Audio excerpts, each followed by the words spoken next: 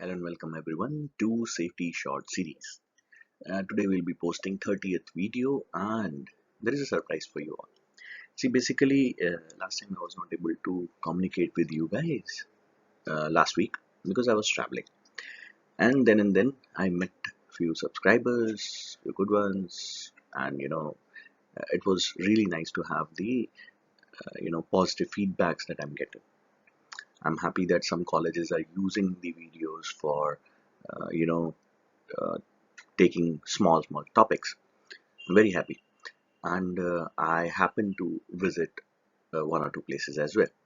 Okay, so now the request that came was very specific, and that was that I should make all my videos in Hindi. So here it is. आज से सारे video हम हिंदी में बनाएंगे, है ना, ताकि हमारी जो सोच है या जो समझ में जो हम लोगों को जल्दी से आए, and that is in Hindi language, right. तो लेकिन मैं कोशिश करूंगा क्योंकि काफ़ी सारे सब्सक्राइबर्स जो हैं वो साउथ से भी हैं, तो उनके लिए भी I'll keep on introducing some English parts as well. Okay, so let's start with safety shots. Video number 30, identifying and reporting. So what is identification and reporting? Identification और reporting होता क्या है?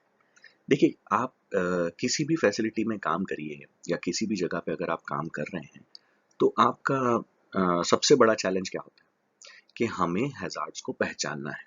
We have to identify the hazards. Now आपने hazard को पहचान तो लिया, उसके बाद क्या करेंगे? हैजार्ड्स को रिपोर्ट करेंगे. को हैजार्ड्स को रिपोर्ट करना सिर्फ जरूरी है या हैजार्ड से पैदा होने वाले रिस्क को रिपोर्ट करना जरूरी है, या जो कंडीशन वहां पे है उसको रिपोर्ट करना जरूरी है? करेक्ट. तो आइए देखते हैं कि what do we have in the box today. So what do we have is, क्योंकि एक रिक्वेस्ट आई थी कि भी फायर सेफ्टी ऑफिसर का वर्क डे प्लान के हिसाब से आप एक वीडियो पोस्ट करिए, तो हम उसी के हिसाब से पोस्ट करेंगे और टॉपिक हमारा रहेगा आइडेंटिफाइंग एंड रिपोर्टिंग. तो बेसिकली किसी भी सेफ्टी ऑफिसर की दिनचर्या के अंदर हमारा मेन मकसद या मेन पर्पस या मेन कार्य क्या होता है? मेन कार्य होता है कि हम किसी भी चीज को आइडेंटिफाई करें और उसे रिपोर्ट करें. ये हमारा मेन कार्य है. So what is the main purpose of any individual working in a safety profession? First, he has to identify and then he has to report. What else will you do? And then again, yes, there is one more work, that is recommendation and corrective actions that he has to take. आपको advice करना पड़ेगा ना कि सही ढंग से किस तरह से करना है और किस तरह से उसे करनी चाहिए चीजें, राइट. तो यहाँ पे हम लोग जो बात करने वाले हैं वो बात करने वाले हैं दो एस्पेक्ट के बारे में. सबसे पहले हम लोग देखते हैं इफेक्टिव आइडेंटिफिकेशन की तरफ. तो प्राइमरीली इफेक्टिव आइडेंटिफिकेशन की तरफ जब हम देखते हैं तो हमें दो चीजें नजर आती हैं. एक आता है रिकॉग्निशन एंड रिवॉर्ड और दूसरा आता है रिएक्टिव एंड प्रोएक्टिव रिकॉग्निशन. तो ये दोनों एस्पेक्ट्स जो हैं ये हैंड इन हैंड चलते हैं, एक साथ में ही चलने वाली चीजें. तो क्या है रिकॉग्निशन एंड रिवॉर्ड्स? हम किसी भी इंडस्ट्री में अगर काम करें तो सबसे पहले आप हैजार्ड्स या कोई भी अनसेफ सिचुएशन या अनसेफ एक्ट को आइडेंटिफाई करते हैं या रिकॉग्नाइज करते हैं. जब आप उसे रिकॉग्नाइज करते हैं तो अगर कोई आदमी अच्छा काम कर रहा है तो उसे अप्रिशिएट करिए, और अगर कोई खराब काम कर रहा है तो उसे रिकॉग्नाइज करके उसे रिवॉर्ड की तरफ लेके जाने के लिए प्रोत्साहित करिए. अब जहाँ रिवॉर्ड्स होते हैं वहाँ पेनल्टीज भी होती हैं, वो मैं समझता हूँ, लेकिन जब आप पेनल्टीज लगाते हैं तो आता है एट्रिशन, मतलब गुस्सा. क्यों? क्योंकि जैसे ही आपने पेनल्टी लगाई तो बोले यार एक तो इतना काम करवाते हैं और ऊपर से पेनल्टीज भी लगाते हैं. तो इसीलिए जब हमेशा हम रिकॉग्निशन एंड रिवॉर्ड्स के बारे में बात करते हैं, हम कभी पेनल्टी के बारे में बात नहीं करते. हाँ, कुछ लोगों को अगर आपको सजा देनी है तो आप इतने स्ट्रांग होने चाहिए कि आप अगर उस आदमी को निकाल दें तो आपको कोई फर्क नहीं पड़े, लेकिन इतना स्ट्रांग हेडेड आपको होना चाहिए in case of safety. Correct. अब बात आती है रिएक्टिव एंड प्रोएक्टिव अप्रोच. तो रिएक्टिव अप्रोच क्या होती है? जब कोई हादसा हो जाए तब आप अगर कुछ करें तो उसे रिएक्टिव कहते हैं. और जब कोई चीज होने से पहले, अच्छा यहाँ पे ये चीजें हो सकती हैं और उसे आपने आइडेंटिफाई कर लिया है और उसके ऊपर आपने सेफगार्ड्स लगाए हैं, तो उसे कहते हैं प्रोएक्टिव अप्रोच. तो सेफ्टी ऑफिसर, अगर एक फायर सेफ्टी ऑफिसर है तो उसकी दिनचर्या के अंदर सबसे पहला कार्य वो क्या करेगा?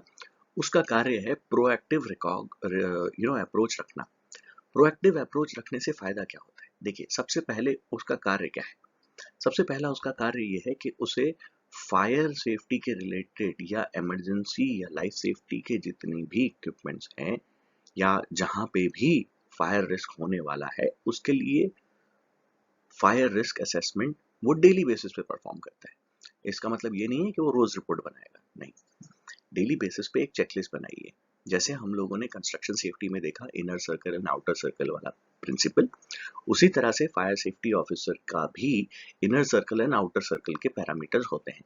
जैसे आउटर सर्कल पे कौन सी चीजें आती हैं? आउटर सर्कल पे वो चीजें आती हैं जो फायर फाइटिंग के इक्विपमेंट्स आपने बाहर की तरफ रखे हुए हैं, जो आप अंदर लेके जाएंगे इन केस ऑफ इमरजेंसीज। अब ये सारे ही इक्विपमेंट होते हैं, जैसे BA सेट हो गया आपका, आपके हाइडेंट के पॉइंट्स हो गए, होज हो गई, ये सारी चीजें आउटर सर्कल में आती है। तो सबसे पहला, मैं ये नहीं बोल रहा हूँ कि आप सारी चीजें रोज चेक करें, लेकिन उन्हें सीक्वेंशियल असेसमेंट या सीक्वेंशियल पॉइंट्स देके चेकलिस्ट बना के, so you need to have a sequential approach to it. So what you will do, you will make a checklist and examining the outer circle is important. So what you'll do, you will have the outer circle और आप एक एक करके उस circle के अंदर जितनी भी चीजें हैं उसे सीक्वेंशियल फॉर्म में कि भी आज इसका नंबर है, कल उसका नंबर है, कल उसका नंबर है। That is one thing. इसके बाद में जब हम फायर रिस्क असेसमेंट परफॉर्म करते हैं, और फायर रिस्क असेसमेंट का पर्पस क्या हुआ? फायर रिस्क असेसमेंट में हम क्या देखते हैं कि कहीं पे अनसेफ सिचुएशन, अनसेफ कंडीशंस ये तो नहीं है, क्या कोई चीज अस्त व्यस्त तो नहीं पड़ी है। This is for the outer circle. अभी हम लोग अंदर गए नहीं है। आउटर सर्कल में सबसे पहले देखिए कि इमरजेंसीज के जो पॉइंट्स हैं वो ऑब्स्ट्रक्टेड तो नहीं है। तो आउटर सर्कल के अंदर, चाहे वो भले फैसिलिटी के अंदर भी, आउटर सर्कल मतलब ये नहीं है कि हम वो फैसिलिटी के बाहर की ही बात कर रहे हैं। आउटर सर्कल का मतलब ये होता है कि आप लोग ऊपरी ऊपरी तौर पे ये देखें कि भी आपके इमरजेंसी प्रोविजंस जो भी आपने रखे हैं वो, पहली बात, लोगों की विजिबल रीच में होने चाहिए, मतलब लोगों को दिखाई देने चाहिए, लोगों को उसके बारे में जानकारी होनी चाहिए, और दूसरा वो ऑब्स्ट्रक्टेड नहीं होने चाहिए। ये आपका आउटर सर्कल है। तो फायर रिस्क असेसमेंट के अंदर पहला जो पॉइंट है, परफॉर्मिंग फायर रिस्क असेसमेंट, यहाँ पे आप ये करेंगे कि सबसे पहले तो आप ये देखेंगे कि आपकी चीजें जो है वो ऑब्स्ट्रक्टेड नहीं है और वो ठीक है, कंडीशन उनकी okay. So that is fire risk assessment. दूसरा पार्ट आता है इंस्पेक्ट फायर सिस्टम। तो आपका जो सिस्टम है वो कारगर रूप से कार्यशील है या नहीं, whether it is performing or whether it is functioning or not, that is to be inspected. So आप क्या करेंगे? अब ये भी अगेन, जिस तरह से हम लोगों ने सीक्वेंशियल फॉर्म किया, अगर आपके पास में 40 हाइडेंट पॉइंट है, 30 हाइडेंट पॉइंट है, तो उसे भी सीक्वेंशियल कर लीजिए।